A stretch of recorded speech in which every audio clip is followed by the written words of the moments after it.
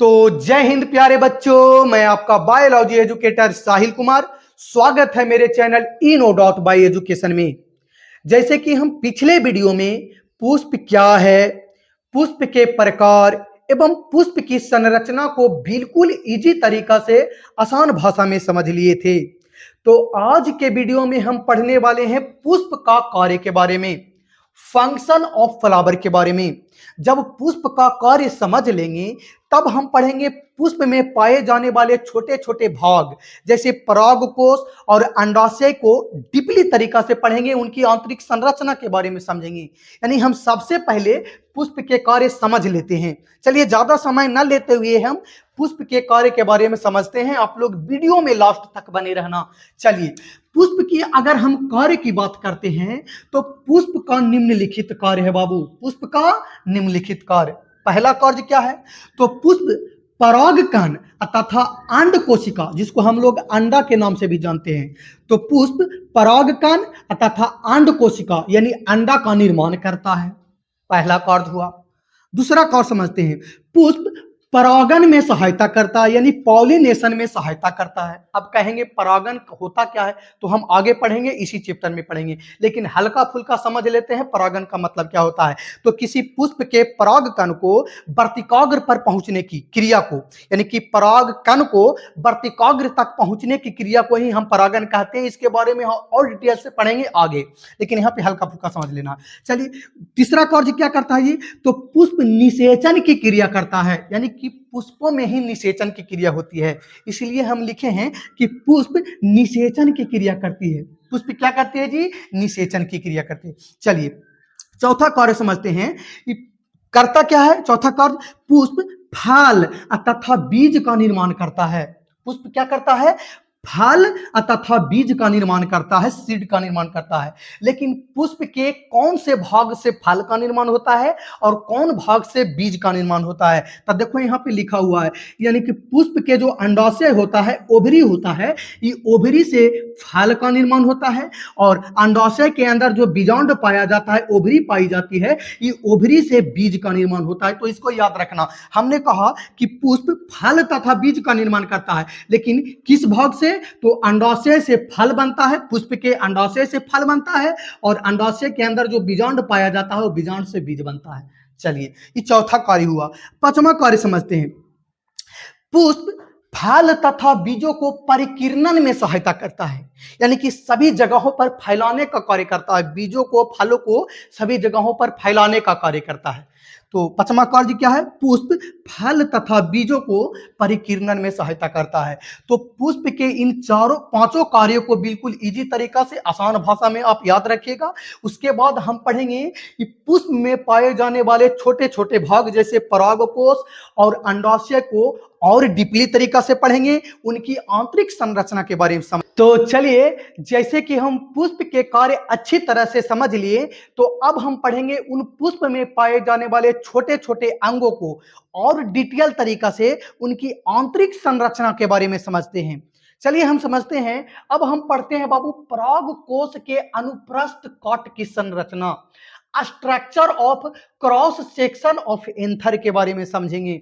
परागकोश के अनुप्रस्थ कट की संरचना, यानी कि जब हम पुष्प पढ़ा रहे थे तो उसमें एक परागकोश भी बताए थे जिसमें परागकण का निर्माण होता है। तो उन परागकोश को और डिटेल में पढ़ेंगे, उनकी अनुप्रस्थ कट की संरचना पढ़ेंगे। जब परागकोश को अनुप्रस्थ काटा जाता है, अनुप्रस्थ लंबत नहीं, जब अनुप्रस्थ काटा जाता है तो काटने के बाद कैसा संरचना दिखाई देता है, उसके अंदर कौन कौन से भाग पाए जाते हैं, कौन कौन से संरचना दिखाई देती है, उन संरचना के बारे में समझते हैं। यानी कि परागकोश के अनुप्रस्थ कट की संरचना के बारे में समझते हैं। चलिए सबसे पहले परागकोश के अनुप्रस्थ कट की जब संरचना पढ़ना है, यानी कि संरचना के बारे में समझना है, तो सबसे पहले हम पुष्प के नर भाग यानी कि पुंकेसर का एक चित्र बनाना है। तो देखो हम यहां से लेकर के यहां तक ये जो चित्र बनाए हैं, ये पुंकेसर का चित्र है, स्टेमन का चित्र है। तो आपको भी सबसे पहले एक पुंकेसर का चित्र बनाना होगा। चलिए ये हम पुंकेसर का चित्र बना दिए। चलिए पुंकेसर की ये जो डंटी पाई जा रही है, ये नीचे वाले जो डंटी पाई जा रही है, इस डंटी को हम लोग कहते हैं पुतंतु। क्या कहते हैं जी? पुतंतु, फिलामेंट। अच्छा, ये पुतंतु के ऊपर जो ये दोनों भाग पाई जा रही है, ये वाला जो भाग पाई जा रही है, ये फूली हुई संरचना पाई जा रही है। इस फूली हुई संरचना को ही हम लोग कहते हैं परागकोश। क्या कहते हैं? परागकोश। इंग्लिश में कहते हैं एंथर। इसी परागकोश के अनुप्रास्थ कट की संरचना को समझेंगे। चलिए, इसी परागकोश के अंदर बाबू, इसी परागकोश के अंदर छोटे छोटे पराग कण का निर्माण होता है, पोलिन ग्रेन का निर्माण होता है। इसी परागकोश के अंदर छोटे छोटे किसका निर्माण होता है जी? पराग कण, यानी कि पोलन ग्रेन का निर्माण होता है। चलो ध्यान से थोड़ा सा ही परागकोश को आप देखो, तो परागकोश में दो गो घर नजर आ रहा होगा, एगो दो गो घर नजर आ रहा होगा। तो उस घर को हम लोग कहते हैं पॉली, बोले तो लोब्स। तो आपसे अगर कभी पूछ ले कि परागकोश में कुल कितने पॉली पाए जाते हैं, तो दो पॉली पाए जाते हैं, एक और दो। कितने पॉली जी? दो पॉली। चलिए, एक पॉइंट और समझना, ये परागकोश के जो दोनों पॉली होती है, एक उत्तक के द्वारा जुड़ा होता है, एक टिश्यू के द्वारा जुड़ा हुआ होता है। उस उत्तक को कहते हैं योजी उत्तक या बंध उत्तक के नाम से जानते हैं। कौन से उत्तक? योजी उत्तक या बंध उत्तक, इंग्लिश में कनेक्टिव टिश्यू कहते हैं। ये परागकोश के जो दोनों पॉली होती है, एक विशेष प्रकार के उत्तक से जुड़ा हुआ रहता है। उस उत्तक को योजी उत्तक या बंध उत्तक कहते हैं, कनेक्टिव टिश्यू कहते हैं। चलिए, अब हम समझते हैं इन परागकोश के अनुप्रस्थ कट की संरचना। जब बाबू ये परागकोश को हम अगर अनुप्रस्थ काटते हैं, इस प्रकार से काटते हैं, लंबत नहीं, अगर इस प्रकार से परागकोश को काटते हैं, चलो काटते हैं, तो देखो जब हम परागकोश को इस प्रकार से हम काटते हैं, देखो यहाँ पे लिख दिए हैं परागकोश को अनुप्रस्थ काटने पर, यानी कि जब हम परागकोश को इस तरह से काटते हैं तो काटने के बाद इस प्रकार का संरचना दिखाई देगा। काटने के बाद इस प्रकार की संरचना दिखाई देगा। देखो अगर हम यहां से इस तरह से परागकोश को काटेंगे तो काटने के बाद इस प्रकार की संरचना दिखाई देगा। देखो इसमें दो चार गो कोष्टक नजर आएगा, चार गो कोना नजर आएगा। देखो एक कोना, दो कोना, एक कोना, दो कोना, तीन कोना, चार कोना, यानी कि परागकोश को जब हम काटते हैं तो काटने के बाद, परागकोश को जब हम काटते हैं तो काटने के बाद चार गो कोना नजर आता है। उस कोना को हम लोग कहते हैं कोष्टक। क्या कहते हैं? कोष्टक। और कहीं कहीं पे इसको कक्ष भी कहता है। क्या कहता है जी? कक्ष। तो याद रखिएगा, परागकोश को जब हम अनुप्रस्थ काटते हैं तो काटने के बाद चार गो कोना नजर आता है। उस कोना को हम लोग क्या कहते हैं? कोष्टक या कक्ष। इसी कोष्टक को, इसी कक्ष को हम लोग लघु बीजाणुधानी के नाम से जानते हैं। क्या जानते हैं जी? इसी कोष्टक को हम लोग लघु बीजाणुधानी के नाम से जाना जाता है या लघु बीजाणुधानी कहते हैं। तो आपसे अगर पूछ लिया जाए कि एक परागकोश को जब काटा जाता है तो काटने के बाद उसमें कितनी कोष्टक पाई जाती है, कितनी कोष्टक दिखाई देती है, तो चार कोष्टक। कितनी कोष्टक? चार कोष्टक। और इसी कोष्टक को हम लोग लघु बीजाणुधानी कहते हैं। तो एक परागकोश में चार कोष्टक, तब कुल कितने लघु बीजाणुधानी भाई? तो चार लघु बीजाणुधानी, यानी इसी कोष्टक को हम लोग क्या कह देते हैं? लघु बीजाणुधानी। तो चार कोष्टक, तो चार लघु बीजाणुधानी। कितने लघु बीजाणुधानी? चार लघु बीजाणुधानी। और इसी लघु बीजाणुधानी के अंदर छोटे छोटे कण का निर्माण होता है, जिसे हम लोग पराग कण, पोलन ग्रेन कहते हैं।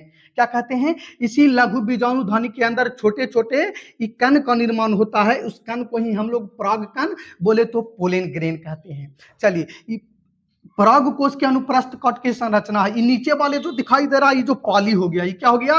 ये पॉली हो गया। और ये पॉली के नीचे जो डंठी दिखाई दे रहा है, इस डंठी को हम लोग पुतंतु यानी फिलामेंट कहते हैं। तो ये हो गया परागकोश के अनुप्रस्थ कट की संरचना। फिर से समझना बाबू, जब हम परागकोश को अनुप्रस्थ काटते हैं, देखो यहाँ पे लिख दिए परागकोश को अनुप्रस्थ काटने पर, जब ये परागकोश को अनुप्रस्थ काटते हैं तो काटने के बाद इसमें चार गो कोना नजर आता है, एगो, दूगो, तीन गो, चार गो। कितने कोना? चार गो कोना। उस कोना को हम लोग नाम देते हैं कोष्टक, या इसको हम कक्ष भी कहते हैं। क्या कहते हैं जी? कक्ष। और इसी कोष्टक को, इसी कोष्टक लघु बीजाणुधानी कहते हैं। अगर आपसे पूछ ले कि परागकोश में कुल कितने कोष्टक पाए जाते हैं, तो चार कोष्टक पाए जाते हैं। कुल कितने लघु बीजाणुधानी पाए जाते हैं, तो चार, यानी कि उसी कोष्टक को लघु बीजाणुधानी कहते हैं। तो कितने लघु बीजाणुधानी जी? चार लघु बीजाणुधानी। और इसी लघु बीजाणुधानी के अंदर किसका निर्माण होता है? परागकण का। किसका निर्माण? परागकण का, पोलन ग्रेन का। समझ में आया? चलिए, तो ये लघु बीजाणुधानी है और ये लघु बीजाणुधानी के अंदर किसका निर्माण हो रहा है? परागकण। ये जो संरचना दिखाई दे रहा है, ये पॉली हो गया, ये पूतंतु हो गया। इसी को काटे थे तो ऐसा नजर आया। चलिए, तो चित्र आप लोग को परागकोश के अनुप्रस्थ कट की संरचना को आप समझ गए होंगे। चलिए, इसमें अब कुछ कुछ पॉइंट भी लिख देना है। क्या आप बताइए, जो ये परागकोश के अनुप्रस्थ कट की संरचना पढ़ रहे हैं, ये पुंकेसर को जो चित्र बनाए हैं, ये परागकोश बनाए हैं, ये परागकोश के जो अनुप्रस्थ कट बनाए हैं, तो ये परागकोश जो है, ये पुष्प के नर भाग हैं कि पुष्प के मादा भाग हैं? अरे, पुंकेसर पुष्प के नर भाग था, तो ये नरे भाग का एक भाग ना है परागकोश जी। तो परागकोश भी पुष्प के कौन से भाग होते हैं? पुष्प के नर भाग होते हैं। तो इस पॉइंट बना करके लिख सकते हैं कि परागकोश पुष्प के नर भाग होता है। लिख सकते हैं कि नहीं? चलिए, अच्छा, अब बताइए कि परागकोश जो होते हैं द्विपालित एवं चार कोष्ठकीय होते हैं। इसका मतलब समझ में आया? यानी कि परागकोश में 2 गो पाली एवं कितने कोष्ठक? 4 गो कोष्ठक पाए जाते हैं। तो यही तो पार्ट लिखे हैं कि परागकोश द्विपालित एवं 4 कोष्ठकीय होते हैं। परागकोश में 2 गो पाली पाया जाता है, लेकिन कोष्ठक के गो पाया जाता है? लघु बीजाणुधानी के गो पाया जाता है? 4 गो। चलिए, तीसरा पॉइंट कह रहे हैं परागकोश में 4 लघु बीजाणुधानी पाई जाती है। तो जितने कोष्ठक उतने लघु बीजाणुधानी, तो 4 गो कोष्ठक तो 4 गो लघु बीजाणुधानी पाई जाती है। सिंपल सी बात। चलिए, ये परागकोश की लघु बीजाणुधानी में परागकण का निर्माण होता है। सही सी बात हमने लिखे कि परागकोश की लघु बीजाणुधानी है, ये कोष्ठक है। इसी लघु बीजाणुधानी के अंदर किसका निर्माण होता है? परागकण। तो देखो, लिख दें परागकोश के लघु बीजाणुधानी में परागकण का निर्माण होता है। चलिए, तीसरा पॉइंट लिखा है, अगला पॉइंट लिखे हैं चौथा, कि परागकोश के जो दोनों पाली होते हैं, योजी उत्तक या बांधी उत्तक, जिसको हम लोग कनेक्टिव टिश्यू के द्वारा जुड़ी होती है।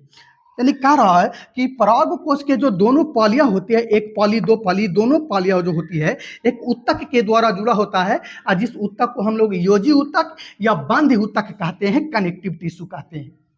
इतनी सी बात।